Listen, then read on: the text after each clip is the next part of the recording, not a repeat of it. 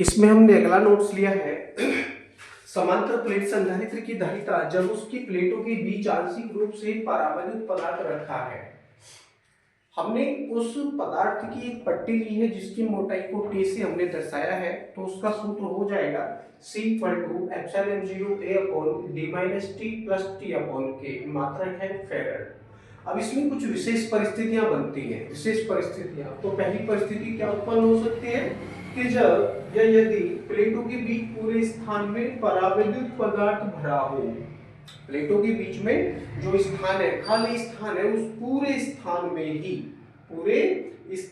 ही परावैद्युत पदार्थ भरा है, तब उस कंडीशन में क्या होगा। अब T इक्वल टू क्या होगा, D होगा। T इक्वल टू क्या होगा, D होगा। तो हम ऊपर इस सूत्र में T इक्वल टू D का प्रयोग कर सकते हैं। तो ये सूत्र क्या हो जाएगा, C equal to epsilon 0 A upon D minus D।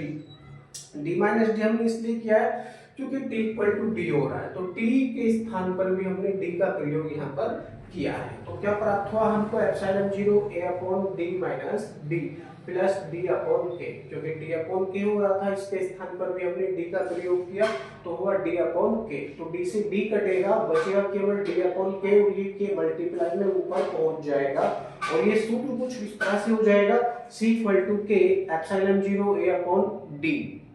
ठीक है, जो कि परावैद्युत संधारित्र की धारिता का सूत्र उत्पन्न हो जाता है। अगली स्थिति क्या उत्पन्न हो सकती है, यदि प्लेटों के बीच पूरे स्थान में वायु है।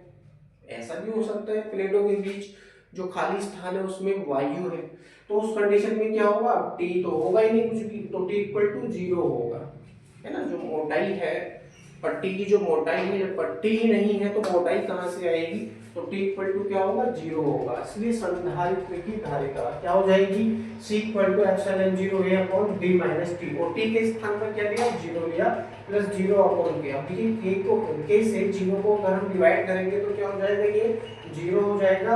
D में से 0 को घटाएंगे तो केवल D बचेगा, तो नीचे बचेगा केवल D और ऊपर बचेगा एप्सिलॉन 0 A। तो सूत्र हो जाएगा C equal to epsilon 0 A upon D। मात्रक है फेराड, और ये वायु संधारित्र की धारिता का सूत्र उत्पन्न हो जाता है। अगली स्थिति क्या उत्पन्न हो सकती है इसी में, कि यदि प्लेटों के बीच T मोटाई की धातु की पट्टी हो। ये भी हो सकता है भाई, प्लेटों के बीच जो खाली स्थान है उसमें कोई धात्विक पट्टी रखी है।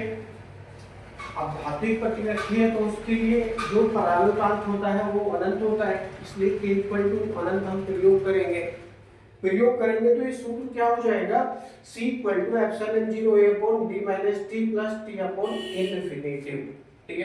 इन्फिनिटिव। अब देखिए इन्फिनिटिव से यदि आप T को डिवाइड करेंगे, तो क्या हो जाएगा, ये पूरा पद 0 हो जाएगा। क्या हो जाएगा, 0 हो जाएगा। केवल बचेगा नीचे D माइनस टी और ऊपर बचेगा एप्सिलॉन 0 A। तो ये सूत्र क्या हो जाएगा, C equal to epsilon 0 A upon D minus T हो जाएगा। ठीक है, यही इसकी धारिता हो जाएगी। अगली स्थिति क्या उत्पन्न हो सकती है कि यदि प्लेटों के बीच K1 K2 K3 dot dot परावैद्युतांकों की तथा क्रमशः T1 T2 T3 dot dot मोटाइयों की पट्टियां रखी है। ऐसा भी हो सकता है कि संधारित्र की दोनों प्लेटों के बीच में K1 K2 K3 अलग अलग धातुओं की पट्टियां हैं और मोटाई भी उनकी अलग अलग है। ठीक है, मोटाइयां भी उनकी अलग अलग T1 T2 T3 है। तो ये सूत्र कैसे उत्पन्न होगा, C equal to epsilon 0 A तो रहेगा ऊपर ही, इसके साथ कोई छेड़छाड़ नहीं होगी। क्यों नहीं होगी, क्योंकि एप्सिलॉन 0 कांस्टेंट वैल्यू है, A क्या है, प्लेटों का क्षेत्रफल है, और ये परिवर्तित नहीं हुई है, और जब परिवर्तित नहीं हुई है तो A भी क्या है, कांस्टेंट है, नियत है। D माइनस अब देखिए T आता है, T के स्थान पर T1 T2 T3 प्रयोग करेंगे, परंतु ये सब जुड़ जाएंगे।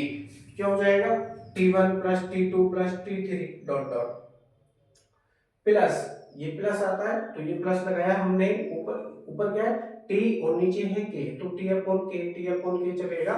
इसके स्थान पर हो जाएगा T1 upon K1 T2 upon K2 T3 upon K3 plus में। ठीक है, डॉट डॉट हम लगा देंगे तो उसकी धारिता का सूत्र ये उत्पन्न हो जाता है। अब कभी कभी ऐसा भी हो सकता है कि यदि प्लेटों के बीच पूरे स्थान में परावैद्युत की पट्टियां भरी हो, प्लेटों के बीच में जो खाली स्थान है उस पूरे खाली स्थान में ही परावैद्युत की पट्टियां भरी हो, तो ये भी हो सकता है। तो उस कंडीशन में क्या होगा, D इक्वल टू हो जाएगा T1 plus T2 plus T3।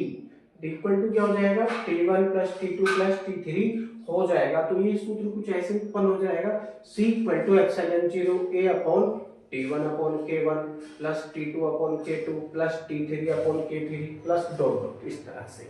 ठीक है, आगे बहुत सारे पद इसमें हैं।